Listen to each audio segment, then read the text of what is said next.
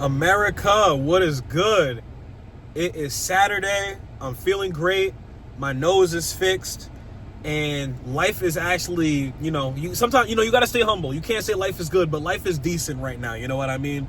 It's weird for me. Anytime I say life is good, something bad happens. So I always say life is humble, life is decent, life is chill, But I'm breathing out of my nose for the first time in my life.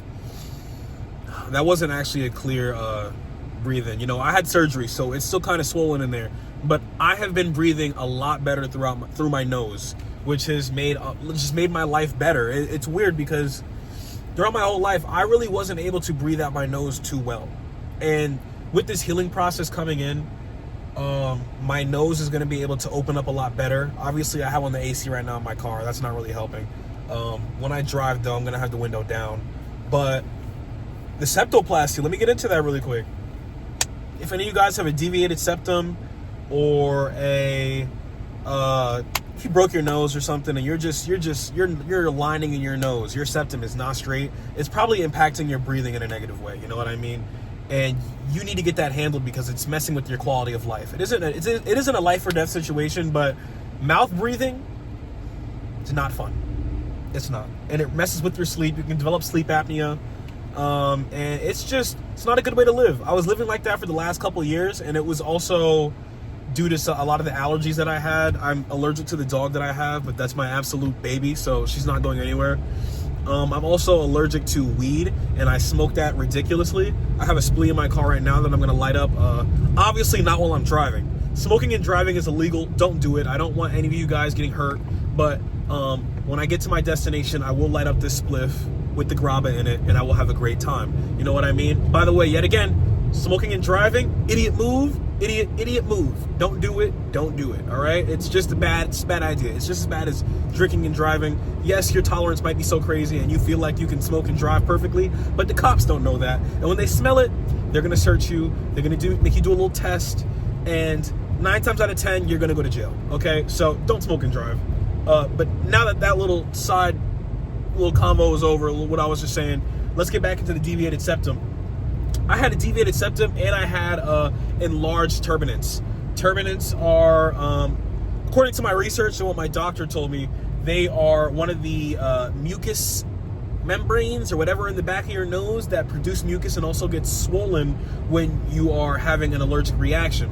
And in my house, I'm having a 24-hour allergic reaction, and then at my job, it's dusty, so that's another 8 hours a day allergic reaction. So I wasn't getting much breathing anyways. So they had to reduce my lateral turbinates, which are the ones that produce the most mucus and impact you the most due to your allergies.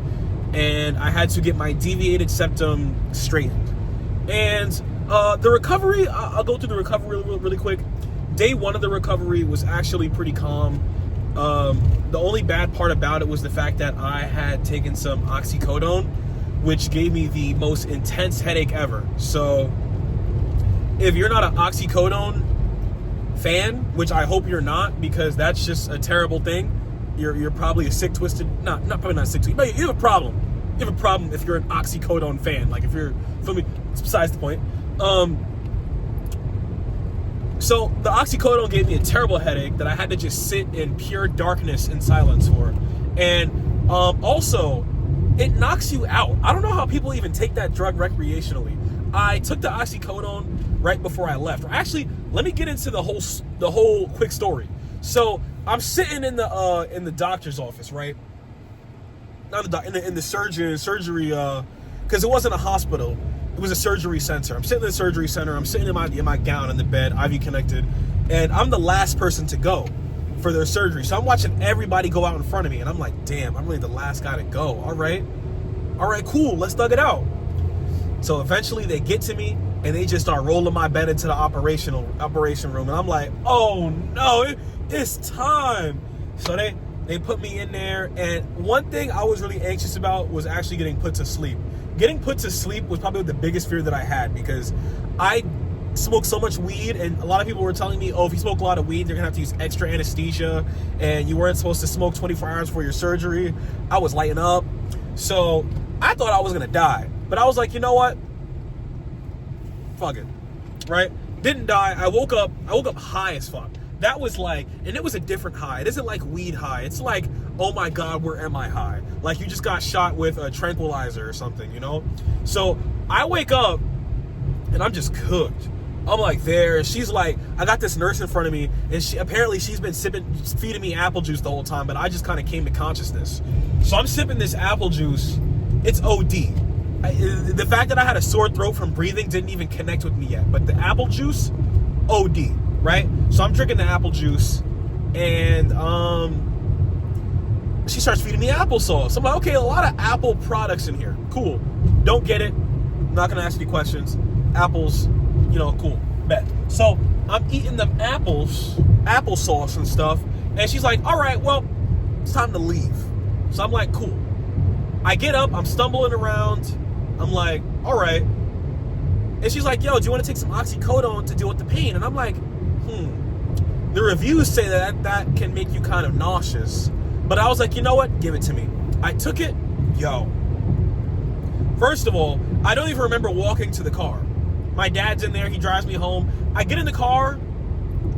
I fall asleep, right? And I'm going to explain this in New York City terms. So if you're from NYC, you're going to understand how this drug was hitting me. I'm in Chelsea Piers, right next to the Hudson River, that Hudson River Highway, whatever that is, going up the west side of Manhattan. I close my eyes. I wake up. I'm at the George Washington Bridge exit. I'm like, what? Already? And you know there's mad traffic, so it's not a quick ride. And I'm going to upstate New York through New Jersey, because you have to do that sometimes when you live on a certain part of New York. So I close my eyes. I wake up again. We already crossed the George Washington Bridge. We're on Palisades Parkway. I'm like, I close my eyes. I open them up, and we're like 5 minutes from my house. Close my eyes again. Open them back up. I'm getting walked to the door. And the headache was just hitting me at the time, so I kind of just sat in my bed, and I just knocked out. And I was in and out of sleep. I had the goddamn Club Shay Shay episode with David Wayans on there on repeat for some reason. I don't know why it was on repeat, or the episode was just so long, the whole interview. So that's the only thing I remember from that day. And yeah. So now let me get into the days after that. The first day, I feel like I tried to overcompensate for how I felt, but I was trying to make myself feel good. So at first, it wasn't feeling too good, and then I changed my gauze. Also, the worst part about this is the fact that the tape on your face is going to strip your face of all the nutrients that it has in it, and your face is going to be dry as hell in these spots. It's going to feel like you have eczema. So right here and right here on my cheeks, it's super dry from the fact that I had that tape just ripping off of my face. And the last time I used the tape was like 2 days ago, so it's going to be dry for a little bit. But day one was pretty chill. Didn't really do much. Changed my gauze. I was able to actually get up and play video games this time, but not for too long.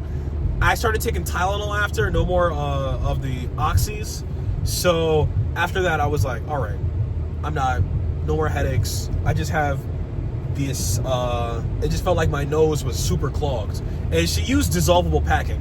So with dissolvable packing, you're not gonna be able to breathe at all out your nose. So, yo, you better eat slow and you better walk slow, because the moment your heart rate go up and you start breathing harder, it's gonna suck. Because you're gonna want to automatically try to breathe out that one nostril you have at least. You know what I mean? So day one was pretty chill. Day two, the headache started to come back, but it wasn't the same headache. It was a sinus headache that you get from your sinuses being filled, and that stayed until like about around day four. But day two, day three, day four were kind of the same thing. You know, change your gauze every 20 minutes. You're leaking a lot of mucus. And one thing I gotta say is keep up with those saline rinses, or use the saline spray often. No saline rinses until you get that 1 week post-op checkup. But use a lot of the saline spray.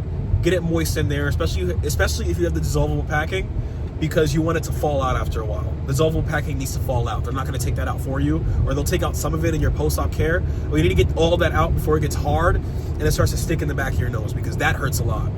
Now, I've been dealing with that up until today. I'm still getting a lot of the dried crust out of my nose from just any of the dried mucus and blood. And surprisingly, I feel like they shaved my nose and didn't clean it out, because I'm finding clumps of nose hair just in there. And I'm like, yo, y'all could have y'all could have shaved me up and cleaned me out after. Pause. You feel me? But you know, that's why they'll give them a 9 out of 10 for that one. But day 5, or I think I did my post-op 5 days after. The post-op was really weird. She stuck a vacuum down my nose, and that kind of hurt a little bit. Usually when they told me they were giving me a nasal cleaning, I was assuming they were going to give me the full irrigation. But no, they kind of just stuck a vacuum in my nose and vacuumed out all the chunks, and that hurt. So kind of got a little inflamed after that. I was envisioning how I saw it on TikTok. A lot of people on TikTok had these plastic splints in their nose, and as soon as they took it out, they had instant relief. But obviously I had dissolvable packing, so I had to get that out myself, and also my doctor helped me out with the rest of it. But now my breathing is, I want to say my breathing's about a 6 out of 10 right now. Earlier today, I think I was at an 8.5 out of 10, but I had the AC on and it's a little cold, so it's messing with my nose a little bit. My nose is a little sensitive. But yeah, man, that's the septoplasty for you. Along with the taking down some of those enlarged turbinates. If you guys are ever going to get that surgery, I really hope you consider it, because it really helps with your quality of life. You'll be able to breathe after anything. So working out, just walking, you'll just notice everything changing. You know what I mean? I was doing a couple push-ups earlier, and I was able to do a lot more because I was breathing out of my nose instead of out of my mouth. So, and honestly, breathing out of your mouth can negatively affect your cardiovascular health and can negatively affect how you look in your face. A lot of people who mouth breathe tend to have double chins because they're sagging their face muscles and they're just all day. Breathing like that, you're gonna look ugly. You don't want to look ugly. Looks max. Look better. So that was a little harsh way of saying it, but yes, mouth breathers, you might be a little ugly, and I'm a mouth breather, so my face is still like, if you look, I got it. I'm not no fat guy. I shouldn't have one, but my face was sagging for like the past 6-7 years. Now that I'm breathing through my nose and using different muscles, who knows what I'm gonna look like. But I hope you guys really consider getting that surgery. Yet again, this is not advice. I can't give out advice like that. I'm not a medical. I'm not working the medical field. So, but I'm just telling you my review of my septoplasty and how that was for me. And just thug it out. It's about 5-6 days of pain, and then you're gonna have minor, like, it's gonna feel like you have a scratch in your nose for like the next probably like a month or two. It feels like you just picked your nose and scratched it. I don't know. Maybe I'm a dirty guy. Maybe I'm the only person who does that. Maybe I'm the only human on the earth that picks their nose sometimes. But it feels like you scratched the inside of your nose, and that's all it feels like. So thug it out, be real, and improve your quality of life. I'll see you guys later.